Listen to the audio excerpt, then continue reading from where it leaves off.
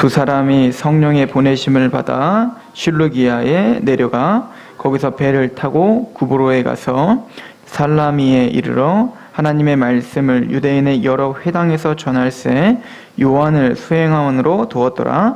온 섬 가운데서 지나서 바보에 이르러 바예수라 하는 유대인 거짓 선지자인 마술사를 만나니 그가 총독 서기오 바울과 함께 있으니 서기오 바울은 지혜 있는 사람이라 바나바와 사울을 불러 하나님의 말씀을 듣고자 하더라. 이 마술사 엘루마는 이 이름을 번역하면 마술사라. 그들을 대적하여 총독으로 믿지 못하게 힘쓰니 바울이라고 하는 사울이 성령이 충만하여 그를 주목하고 이르되 모든 거짓과 악행이 가득한 자요 마귀의 자식이요 모든 의의 원수요 주의 바른 길을 굽게 하기를 그치지 아니하겠느냐. 보라 이제 주의 손이 내 위에 있으니 내가 맹인이 되어 얼마 동안 해를 보지 못하리라 하니 즉시 안개가 어둠이 그를 덮어 인도할 사람을 두루 구하는지라. 이에 총독이 그렇게 된 것을 보고 믿으며 주의 가르치심을 놀랍게 여기니라. 아멘. 우리가 흔히 말하는 1차 전도 여행이 시작되는 겁니다. 사도 바울이 이제는 안디옥 교회의 파송을 받아서 이제 1차 전도 여행을 떠나는데요. 이제는 예루살렘 교회의 어떤 중심축이 이제 안디옥 교회로 옮겨갔어요. 그래서 이제 안디옥 교회로부터 시작하여 이제부터는 다른 사도들의 이야기가 나오지 않고 이 바울을 비롯한 아마 물론 이제 누가복음을 쓴 이 누가가 바울의 수행원이었기 때문에 바울과 함께 다녔기 때문에 더 그럴 수도 있겠지만 여튼 성경은 이제 사도 바울의 사역에 집중을 하기 시작합니다. 그 이유는 우리가 이미 말씀했죠. 이건 우연이 아니라 하나님이 의도하신 거라고 우리는 매번 말씀을 드렸는데요. 예수님께서 승천하시기 전에 약속하신 것이 예루살렘과 온 유대와 사마리아와 땅끝까지 이르러 내 증인이 되리라 하신 말씀인데 이제는 바울을 통하여 이제는 땅끝까지 이르러 그의 증인이 되는 그 힘있는 교회의 빛됨, 이방인의 빛이 되는 그 놀라운 그 성취가 어떻게 바울을 통하여 시작되는지를 보여주고 있는 거예요. 가만히 보면 이것은 또한 교회의 이야기인데 구약 전체 예언의 성취이기도 해요. 자, 예를 들어서 하나님이 이스라엘 백성들에게 예언하시고 또 이스라엘 백성들이 항상 오순절마다 그렇게 절기 때마다 하나님께 불렀던 찬양이 하나 있는데 시편 67편입니다. 제가 한번 읽어드려 볼게요. 이스라엘 백성들은 시편 67편을 오순절 절기 때마다 읽었습니다. 하나님은 우리에게 은혜를 베푸사 복을 주시고 그의 얼굴빛을 우리에게 비추사 주의 도를 땅 위에 주의 구원을 모든 나라에 알리소서. 하나님이여 민족들이 주를 찬송하게 하시며 모든 민족이 주를 찬송하게 하소서. 온 백성은 기쁘고 즐겁게 노래할지니 주는 민족들을 공평히 판단하시며 땅 위의 나라들을 다스리실 것임이니이다. 하나님이여 민족들이 주를 찬송하게 하시며 모든 민족으로 주를 찬송하게 하소서. 땅이 그의 소산을 내어주었으니 하나님 곧 우리 하나님이 우리에게 복을 주시리로다. 하나님이 우리에게 복을 주시리니 땅의 모든 끝이 하나님을 경외하리로다. 자, 이 시편을 읽어보면 모든 민족, 땅끝 계속 그 얘기가 나오죠. 하나님이 우리에게 복을 주셨다는 겁니다. 이스라엘 백성들에게 복을 주셨는데 그 복을 주심은 하나님이 하나님의 얼굴을 아는 빛을 비춰주셔서 그 복에 우리가 기쁘게 만들었어요. 나와 같은 신이 어디 있냐. 여호와 여호소론이여 너희는 행복자로다. 나와 같이 이런 신이 어디 있냐.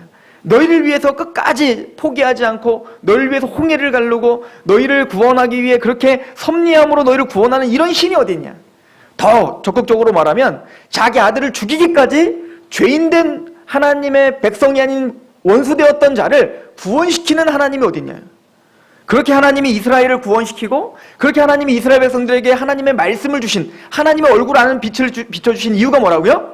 모든 민족이 하나님께로 돌아오게 하기 위함이죠. 내가 그 기쁨으로 그 감격함으로 하나님을 찬양하고 하나님을 증거할 때 이제는 이스라엘은 이방의 빛이 되어 이제는 땅끝까지 이르러 모두가 하나님께 굽복하는 그날을 찬양했어요. 누가? 육적 이스라엘이요.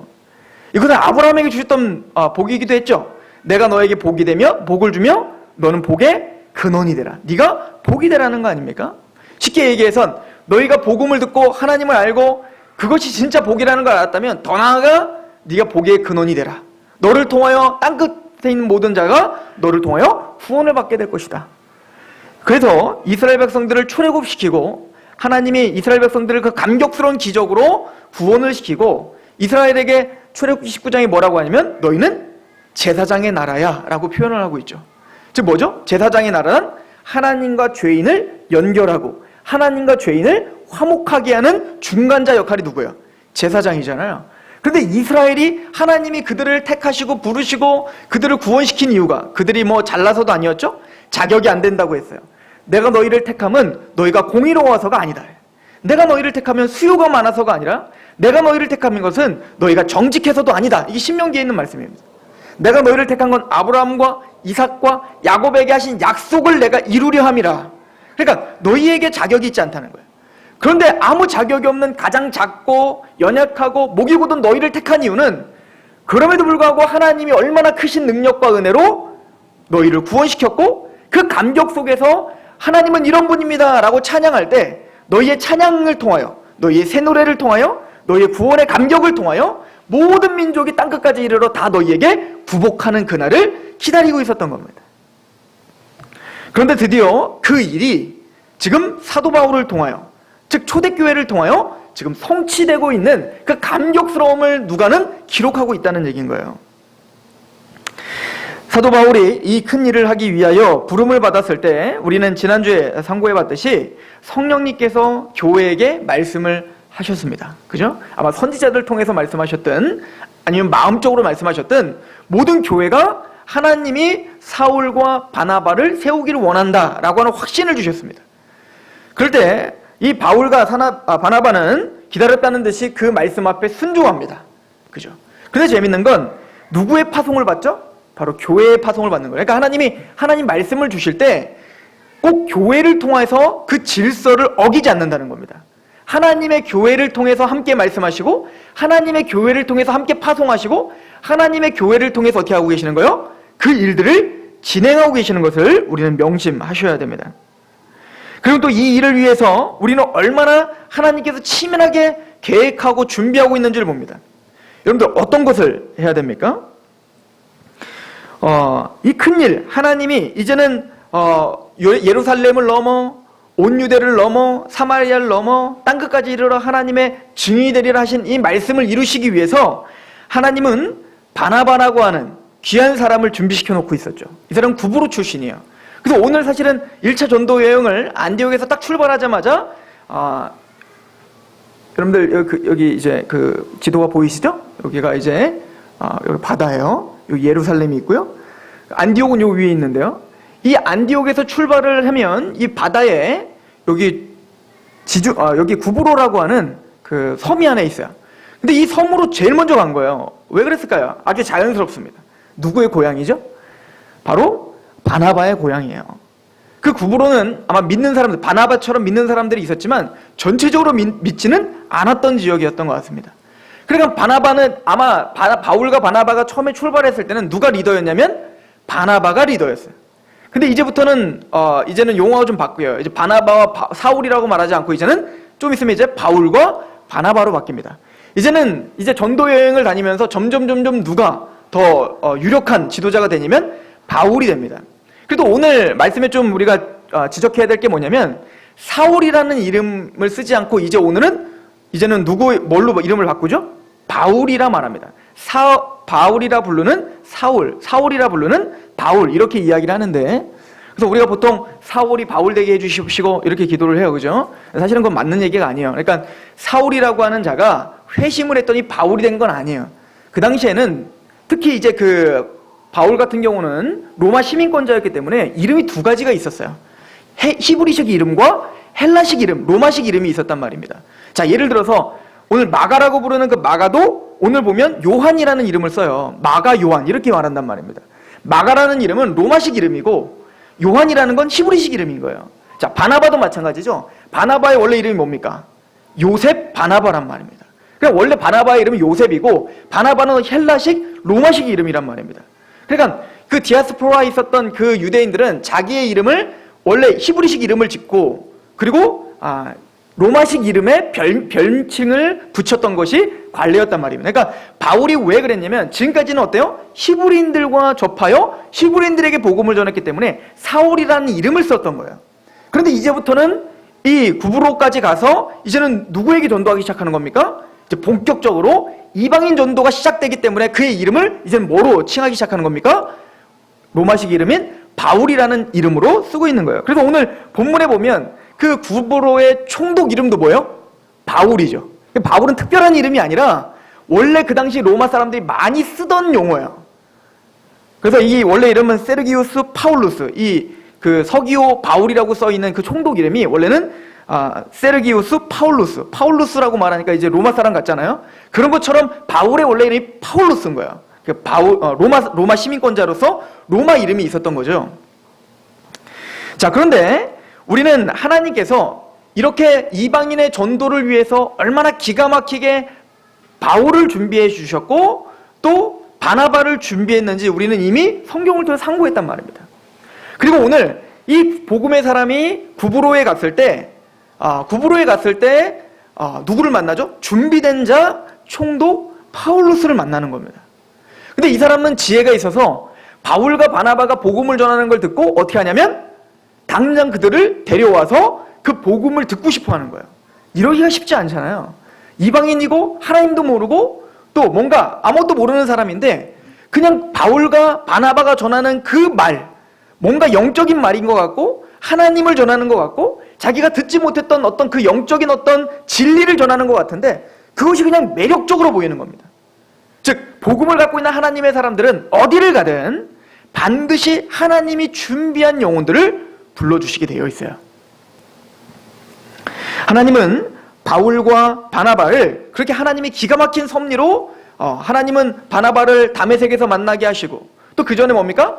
유대인으로서 바리새인으로서 율법을 해석하게 하시고 왜냐면 이게 얼마나 기가 막힌지 몰라요. 나중에 이방인들에게 복음을 전했을 때 나중에 그 예루살렘 교회나 히브리 기독교인들 그 사람들은 계속 끊임없이 뭘 제기했을까요? 이방인들은 구원이 없어. 이방인들은 구원이 없어. 물론 베드로가 보자기를 통하여서 하나님의 부정한 짐승을 먹어라 라신 말씀을 통해서 깨지긴 했지만 그럼에도 불구하고 베드로도 어떻게 했어요? 이방인들과 같이 밥 먹고 있다가 예루살렘에서 유대인들이 오니까 어떻게 했어요? 나 안 먹은 것처럼 도망갔잖아요. 이게 베드로라고요. 그러니까 갖고 있었던 그 가치관을 깨기가 힘든 거예요.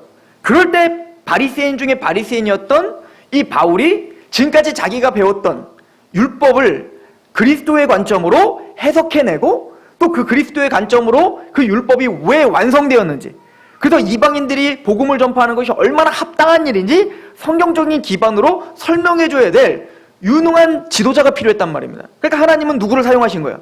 바울을 그렇게 준비시키고 그렇게 사용하신 거예요. 꼭 마찬가지로 모세를 이스라엘 백성들을 인도하는 광야에서 인도하는 지도자로 세우기 위해서 그 이스라엘 백성들을 광야 길을 가는 동안에 그 길이 어딘 줄 알고 갈 거예요. 그 넓은 광야를. 근데 모세는 길 한 번 내비게이션도 없는데 길 한 번 헤매지 않고 잘 인도되잖아요. 물론 하나님이 구름기둥과 불기둥으로 인도를 했지만 모세는 뭘 알고 있었던 거예요? 그대 근동의 모든 지리학적인 지식을 다 알고 있었단 말입니다. 게다가 성막을 지으라는데 하나님이 무슨 화면으로 보여준 것도 아니고 말씀을 하셨다고. 몇 규빗 뭐를 하고 어떻게 지붕을 세우고 뭐를 하고 그 토대는 뭘로 하고. 그러니까 이거는 건축수를 알지 못하면 건축에 대한 어떤 조예가 없으면 이거를 당장 지을 수가 없단 말입니다. 그죠? 또한 200만이나 되는 그 수많은 사람들을 이끌어야 되는데 그 수많은 사람을 인도할 때 또 전쟁도 치러야 되는데 아니 그냥 한남 목동으로서 어떻게 전쟁을 진두지휘할 거란 말이에요. 하나님이 물론 하시겠지만 앞에서 그것들을 진두지휘하는 사람은 누구였어요? 모세란 말이에요. 그러니까 군사학도 배워야 됐단 말이에요. 하나님은 그날을 위해서 40년 동안 모세를 어디서 훈련시킨 거예요? 바로 이집트의 왕자로서 최고의 교육을 받게 하여서 마침내 하나님의 그 일을 위해 준비시켰던 것처럼 바울을 바로 이 이방인의 전도, 하나님이 만세전부터 약속하고 구약 전체에서 약속한 이 일을 이루기 위해 누구를 치밀하게 준비하고 계셨던 겁니까? 바로 바울을 준비시킨 거예요. 그리고 그 바울이 구브로에 오자마자 그 파울루스라고 하는 그 총독이 다른 데 있었을 거 아니에요. 그 사람이 원래는 그 로마 측근에 있었던 사람이라고 합니다. 근데 얼마 전에 바로 여길 부임해 온 겁니다. 누굴 만나려고? 이 바울을 만나기 위함인 거죠. 누가 이거 주선한 겁니까? 하나님의 섭리 가운데 기가 막힌 타이밍에 하나님은 바울을 쓰셨고 거기에 그 파울루스라고 하는 그 총독을 만나게 되어 거기서 복음을 듣게 하는 역사를 만들어내시는 거예요. 하나님은 그렇게 사람을 준비시키고 복음을 갖고 있는 사람을 준비시켜 놓고 그 사람이 가는 곳마다 하나님이 예비하신 택함받은 하나님의 백성들을 준비시켜 주시더라는 겁니다. 우리 사도행전을 다니까 다시 한번 가보시겠어요? 자, 사도행전 우리 14장을 한번 가보세요. 자, 13장입니다. 사도행전 13장 46절부터 제가 한번 읽어볼게요. 사도행전 13장 46절부터 바울과 바나바가 담대히 말하여 이르되 하나님의 말씀을 마땅히 먼저 너희에게 전할 것이로되 너희가 그것을 버리고 영생을 얻기에 합당하지 않은 자로 자처하기로 우리가 이방인에게로 향하노라. 주께서 이같이 우리에게 명하시되 내가 너를 이방의 빛으로 삼아 너로 땅끝까지 구원하게 하리라 하셨느니라 하니 하나님의 그 큰 경륜을 이루시기 위해 바울을 사용하시죠. 그리고는 바울이 가는 곳마다 어떤 사람이 생깁니까? 48절 같이 읽어봅시다. 시작. 이방인들이 듣고 기뻐하여 하나님의 말씀을 찬송하며 영생을 주시기로 작정된 자는 다 믿더라. 하나님의 작정된 자를 만나게 하시는 거예요. 저도 복음을 깨달은 이후로 복음을 갖고 복음을 자랑하고 이 복음을 전해야 된다는 그 사명감이 불타기 시작할 때부터 재밌는 현상이 나타나는데 제가 가는 곳마다 반드시 말씀에 갈급한 사람들을 붙여주시더라는 겁니다. 제 고향에서 제대를 하고 복음을 말아서 가는 곳마다 제가 알았던 사람들이 복음을 듣게 되고 또 제가 다시 학교로 복학을 했더니 그 대전에서 또 다시 이제는 서울로 갔었더니 서울에서 또 제가 서산에 왔더니 서산에서 제가 알지 못했던 분들이 이제는 복음을 듣기 위해 하나님이 보내주시는 거예요. 즉 하나님의 사람은 그렇게 준비가 되고 또 그렇게 어디 있든 반드시 말씀에 갈급한 이 파울로스 같은 그런 사람을 반드시 만나게 될 것입니다. 저는 그리고 여러분들이 바로 그렇게 이방인의 빛으로 선택받은 하나님이 따로 세움받은 여러분들의 영역 가운데 서 있는 그런 바울, 또 다른 바울임을 믿습니다. 또 그것이 우리 상록교회예요. 그런데 이 세르기우스 파울루스, 이 서기오 바울은 그 곁에 이상한 사람 하나를 두고 있었어요. 그 사람은 마술사 엘루마라고 하고 자기를 자칭 많은 사람들이 바예수라고 부른다는 거예요. 바예수. 바예수. 이 바예수라는 뜻은 예수는 우리가 잘 알죠. 예수님 구원자라는 뜻이잖아요. 그죠? 바예수는 뭐냐면 구원자의 아들, 구원의 아들이라는 뜻이에요. 그러니까 자기를 뭐라고 하는 거예요? 구원의 아들이다라고 소개하며 그리고 자기를 박수라고 하죠. 박수는 뭐냐면 박수무당과 같은 어떤 그런 무당과 같은 거예요. 이 박수라는 말은 헬라어로 마고스라고 하는 뜻인데 말 그대로 마술사이면서 그리고 이 마술사는 요즘처럼 뭐 이은결 같이 무슨 뭐 테크닉으로 사람을 속이는 마술사가 아니라 주술사라고 보시면 돼요. 주술사. 그래서 그 당시에는 막 주술을 해서 부적을 붙이고 막 그래서 뭔가 병도 낫게 하고 그리고 여러분들 그 어떤 무당에 찾아가는 이유가 뭡니까? 간단하죠. 첫 번째는 뭐예요? 질병 문제인 거예요. 우리에게 뭔가 질병이 있으면 질병을 떠나게 하게 해주십시오. 두 번째 뭐죠? 번영입니다. 번영. 뭔가 물질적인 축복을 주시길 원하는 겁니다. 세 번째는 뭐죠? 어떤 저주와 어떤 그 귀신을 물리치는 그래서 어떤 악귀를 물리치고 내 앞에 이 나라가 이 마을이 내 가족이 내 자녀들이 탄탄대로를 걸을 수 있도록 이 세상에서 잘 먹고 잘 살 수 있도록 그것을 위해서 기도해주고 그걸 위해서 부적을 써주고 그걸 위해서 테마를 하는 게 바로 이 박수예요. 그리고 이 사람은 뭐라고 하면 유대인입니다. 게다가 이거는 이 사람이 유대인이라는 얘기는 그냥 이방 이교도들처럼 그렇게 잡기 귀신들만을 의지하는 자가 아니었고 이 사람은 반드시 유대인이었기 때문에 뭘 알았을까요? 하나님을 알았을 것입니다. 여호와를 알았단 말이에요. 그러니까 아마 그 이방인들을 현혹하기 위하여 자기가 하나님에게 말씀을 받은 자라 자처했을 것입니다. 그래서 뭐라고 표현하면 거짓 선지자라고 표현하고 있습니다. 꼭 누구 왔냐면 베드로가 사마리아에게 복음을 전하러 갔을 때 빌립이 사마리아에 복음 전했을 때 베드로가 만났던 사람이 있죠. 바로 시몬이라고 하는 마술사였어요. 그 사람들 뭐죠? 마술사이면서 거짓 선지자요. 자기가 막 그 자칭 큰 자. 그래서 많은 사람들은 다 하나님의 선지자라, 하나님의 큰 자라 칭함을 받고 그 영광을 다 취하고 있었던 교주감명이 있었죠. 그거와 같이 지금 이 누굽니까? 이 마술사 엘루마는 그렇게 자칭 하나님의 선지자인 걸 자처하고, 그리고 뭔가 치유를 베풀고 주술을 베풀고 막 예언을 하고 그랬던 자였던 것 같습니다. 야, 그 총독이 그를 옆에 둔 이유가 뭘까요? 간단하죠. 로마의 번영과 또 자기의 어떤 출세, 또 자기가 다스리고 있는 이 마을의 평안과 물질적 번영, 또 질병의 퇴치, 이런 것들을 위해서 뭔가 보여지는 힘이 아니라 영적인 힘이 있을 거라고 하는, 그걸 바라보고 그걸 갈망했던 사람인 걸 우리는 알 수가 있죠. 물론 잘못된 겁니다. 우상숭배입니다.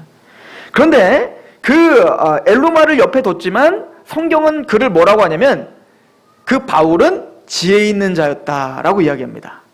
지혜 있다라고 하는 건 뭐냐면, 성경에서 지혜 있다라고 하는 것은 하나님의 진리를 알고자 하고 하나님의 말씀을 갈급해하는 거예요. 진리가 무엇인지를 갈급해하는 사람이 지혜 있는 거죠. 그래서 시편에 보면 미련한 자는 하나님을 없다는도다 라고 하잖아요. 그러니까 성경에서 말하는 미련한 것이라는 것은 보여지는 물질적인 게 전부인 줄 알고 그것만을 의지하며 사는 사람들이 가장 미련한 거예요. 그런데 이 총독은 지혜 있는 자였습니다. 뭐죠? 내가 지금은 알지 못해서, 무지해서 누구를 옆에 두고 있죠? 마술사인 그 엘로마를 옆에 두고 있지만, 바 예수를 옆에 두고 있지만, 자신은 뭐에 대한 갈급함이 있는 거예요? 진짜 하나님을 찾고 싶은 겁니다. 진짜 진리를 찾고 싶은 거예요.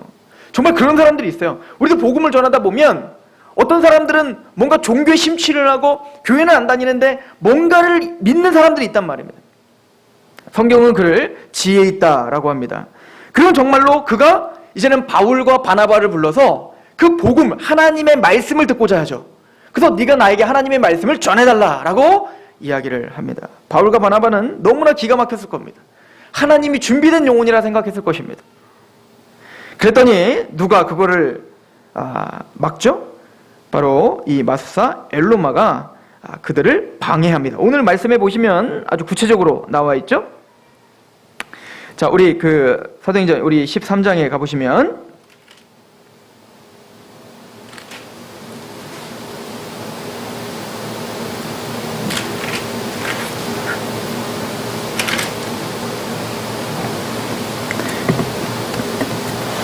자, 우리 13장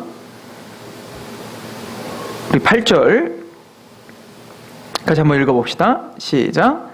이 마술사 엘루마는 이 이름을 번역하면 마술사라 그들을 대적하여 총독으로 믿지 못하게 힘쓰니 라고 하죠. 아예 이 사람은 어떻게 하고 있는 거예요? 총독이 그 말을 듣지 못하도록 힘쓰는 거예요. 자기만 안 믿으면 되지. 왜 총독이 믿겠다라고 하는데 그거를 믿지 못하게 할까요? 간단합니다. 왜냐면 자신의 입지가 좁아지기 때문에 그런 거예요. 만약에 바울과 바나바의 그 복음을 듣게 되면 이 총독은 미신이 벗겨질 거란 말입니다. 미신적인 사고와 그 어떤 무식했던, 알지 못했던 그 어둠이 벗겨지고 이제는 뭐 하게 될 거예요? 하나님을 발견하고 진짜 복음을 발견하게 될 거란 말입니다. 그러니까 그게 두려운 겁니다. 우리가 말씀을 보면 그 말씀 때문에 뭡니까? 무지함이 깨지고 참된 복음을 알게 되죠. 그게 두려워서 중세시대 때는 뭘 보지 못하게 했어요? 성경 금지령을 내렸단 말입니다. 중세시대 카톨릭이. 왜? 카톨릭에 그 많은 미신적인 것들이 있었어요. 병고침, 또 성자에게 무슨 성자의 뼈를 갖고 유골을 갖고 있으면 그걸로다가 내 뭐가 죄가 없어지고 또 뭔가 부귀함이 생기고, 그러니까 그 유골 하나, 마가의 뭐 유골을 발견했다, 바울의 뭐 유골을 발견했다, 머리카락 하나를 발견했다, 그리고는 그 유골을 묻어놓고 거기에다 성전을 지어놓고, 그러면 이 성전이 뭐예요? 하나님의 반석 위에 세워진 것처럼, 그런 여러 가지 성경적이지도 않은 그런 미신적인 카톨릭의 어떤 그 사상들을 말씀을 보면 어떻게 될까요? 깨져버리게 돼 있는 겁니다. 그러니까 카톨릭은 어떻게 했죠? 성경 금지령을 할 수밖에 없는 것처럼 이 마술사 엘로만도 마찬가지인 거예요. 만약에 이 총독이 바울과 바나바의 이 진리의 말씀을 듣고 말씀을 들어 믿음이 생겨버리면 자신이 당장 추구했던 그 영화로움, 번영, 자기가 그렇게 주술을 해주고 거짓 선지 예언을 해주고 그리고 부적을 붙여줌으로 배웠던 그 수많은 그 부귀 영화들을 버려야 됐기 때문에 그렇습니다. 그래 아마 이 마술사는 얼마나 교만하게 이야기했겠어요. 난 다 안다. 그런데 그 모든 것들은 다 거짓입니다. 바울과 바나바는 다 거짓이고 그 사람들은 무지몽매하며 당신을 패망으로 끌고 갈 것입니다. 라고 교만하게 다 아는 것처럼 그렇게 이야기했을 것입니다. 어찌 보면 꼭 그것이 이렇게 마술사와 주술을 하고 종교인들 뿐만 아니라 이 세상에 살고 있는 많은 사람들이 예수님을 믿겠다고 할 때 지는 안 믿으면 되는데 예수님을 누군가가 교회를 다니게 하고 예수님 복음을 전하면 그걸 옆에서 어떻게 하고 싶어요? 방해하고 싶어 하고 그것들을 뭡니까? 조롱하고 싶어 하는 그 심리가 다 있는 거예요. 자기가 다 아는 것처럼. 도대체 자기만 지옥 가면 되는데 도대체 이 옆에 사람이 지옥 가면 어떻게 하려고 그러냔 말이에요. 그럴 때 바울이 그 마술사인 엘로마에게 화가 나서 소리를 치죠. 우리 10절입니다. 이르되 모든 거짓과 악행이 가득한 자요 마귀의 자식이요 모든 의의 원수요 주의 바른 길을 굳게 하기를 그치지 아니하겠느냐라고 야단을 칩니다. 근데 여기를 보면 바 예수 이게 무슨 뜻이라고요? 구원의 아들이라고 합니다. 자기 스스로는 뭐라고 생각한 거예요? 구원의 아들이라 생각하고 있었던 거예요. 그런데 사도 바울은 그를 뭐라고 합니까? 바로 거짓과 악행이 가득한 자요 마귀의 자식이요 모든 의의 원수다라고 합니다. 자, 우리 요한복음을 보면 예수님께서 직접 하신 얘기가 있는데 아마 바울은 이 말을 알았던 것 같습니다. 우리 요한복음 8장을 한번 가보세요. 요한복음 8장입니다.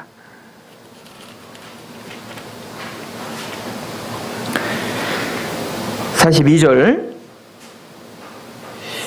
예수께서 이르시되 하나님이 너희 아버지였으면 너희가 나를 사랑하였으리니 이는 내가 하나님께로부터 나와서 왔음이니라.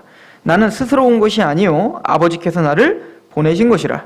어찌하여 내 말을 깨닫지 못하느냐? 이는 내 말을 들을 줄 알지 못함이라.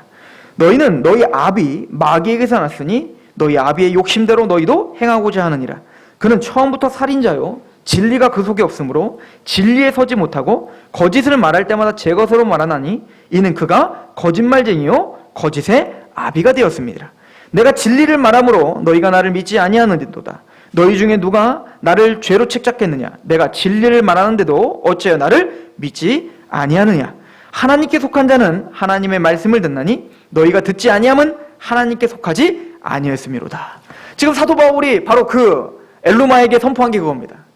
네가 만약에 진짜로 구원의 아들이라면, 네가 정말 하나님의 아들이라면, 네가 정말 진리를 아는 자였다면 내가 전한 이 복음을 받아들이고 굽복하고 회개할 수밖에 없을 것이다. 그런데 그 예수를 네가 방해하고 또 그 성령 회방죄인 거예요. 이게 성령 회방죄죠. 성령님이 지금 전파하고 있는 복음, 이 바울을 통해서 선포되는 이 복음을 회방하는 게 뭡니까? 바로 성령 회방죄란 말입니다. 왜냐면 성령님이 요한복음 17장에 보면 예수님께서 뭐라고 합니까? 16장에 보면 성령님이 우리 안에서 죄와 의와 심판에 대해 책망하신단 말입니다. 바로 왜 그 총독 바울이 지혜자입니까? 그 바울과 바나바의 말씀을 듣고 그 죄가 뭔지, 의가 뭔지, 심판이 뭔지를 하나님의 책망 앞에 무너질 수 있는 마음이 있기 때문에 지혜자인 거예요.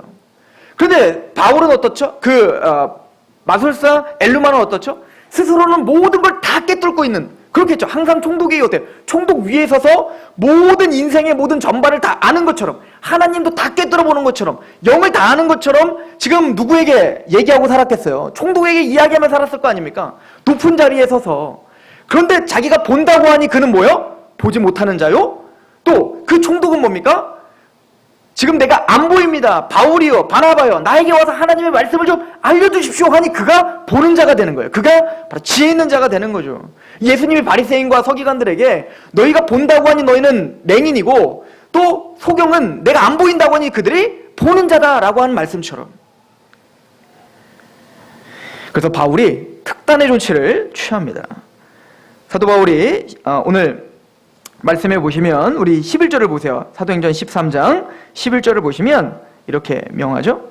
보라, 이제 주의 손이 내 위에 있으니 내가 맹인이 되어 얼마 동안 해를 보지 못하리라 하니 즉시 안개와 어두움이 그를 덮어 인도할 구하는지라.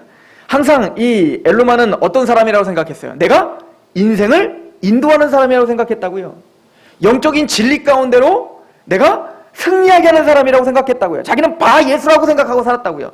오늘날 많은 사람들이 다 이렇게 사는 겁니다. 나는 내 주먹을 믿고 나는 그렇게 승승장구할 수 있고 죽음 그런 거 두렵지도 않아 라고 하는 인본주의에 사로잡힌 사람들이라고. 내가 봐 예수, 내가 바로 구원의 아들이야 라고 스스로 속으며 살았단 말입니다.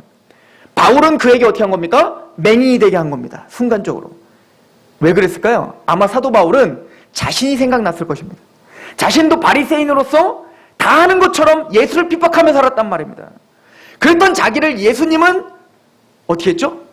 소경이 되게 했었어요. 보지 못하게 했단 말입니다.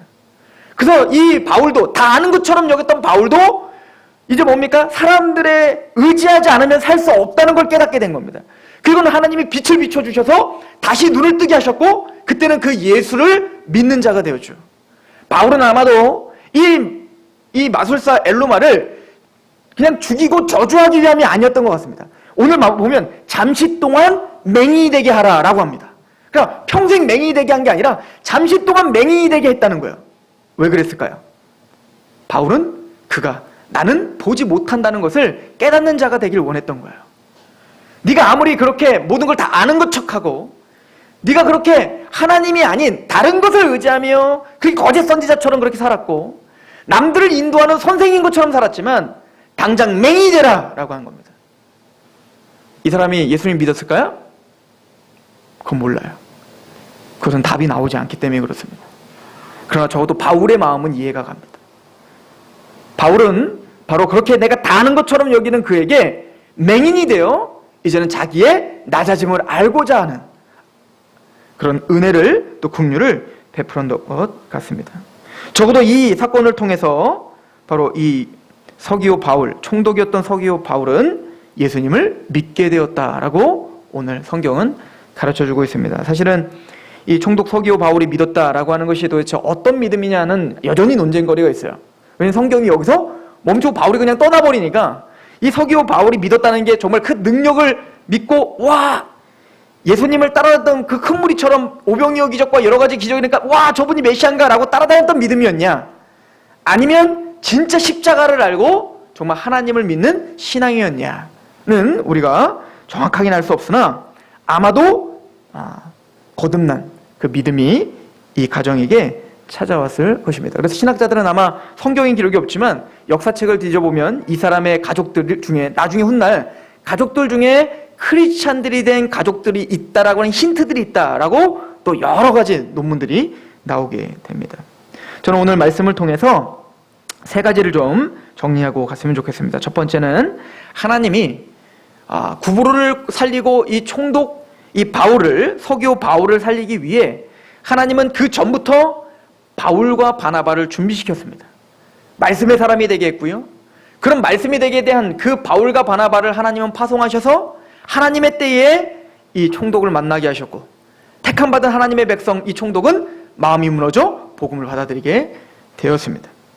또한 이 바예수라고 자처했던 이 마술사를 통해서 자신이 스스로 볼 수 있다, 그리고 하나님의 복음이 전파되는 것을 방해했던 이 사람이 바울은 국률한 마음으로 그의 맹인이 되게 하고 자신이 보지 못하는 사람임을 깨닫기를 원했던 그 마음처럼 우리가 그렇게 이방인의 빛으로 그렇게 준비된 사람임을 믿으시길 원하고, 또 그런 바울의 국률과 그 복음을 전파하는 우리는 다 하나님 앞에 맹인입니다 라고 하는 그 마음을 전파하고자 하는 그 태도가, 또 그렇게 하나님의 복음을 들고 있는 여러분들에게 어디에 있든 반드시 말씀에 갈급한 사람을 만날 때 바울처럼 너에게 소망을 묻는 자에게 대답할 것을 준비하라 하신 것처럼 복음을 준비하는 교회와 저람 되길 축원합니다.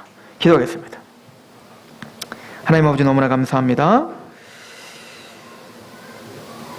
대적자였던 그 박수 엘루마의 방해에도 불구하고 그 방해를 또한 이용하여 그를 맹인이 되게 하여 하나님의 능력을 보여주셨고, 그래서 마침내 택함받은 총독 서기오 바울을 구원시키고자 많은 그 하나님의 섭리와 그 하나님의 신실하심을 봅니다. 바울과 바나바를 택하여 이방인의 빛으로 사용하시며 또한 더 전부터 이스라엘을 이방인의 빛이요 제사장의 나라로 세워주심을 힘있게 성취하시는 걸 봅니다. 주여, 우리에게 약속하신 그 은혜가, 또 우리에게 약속하신 그 목적이 우리를 통하여 반드시 이렇게 하나님의 섭리 가운데 치밀하게 다 이루어지고 성취될 것을 믿습니다. 이 교회를 긍휼히 여겨주시고 또 우리 귀한 성도들이 만나는 사람들마다 택함받은 사람들을 만나게 하셔서 하나님의 이 귀한 하나님의 나라의 확장에 그 크게 쓰임받는 하나님 백성들 되게 하옵소서. 예수 그리스도의 이름으로 감사하며 기도하옵나이다. 아멘.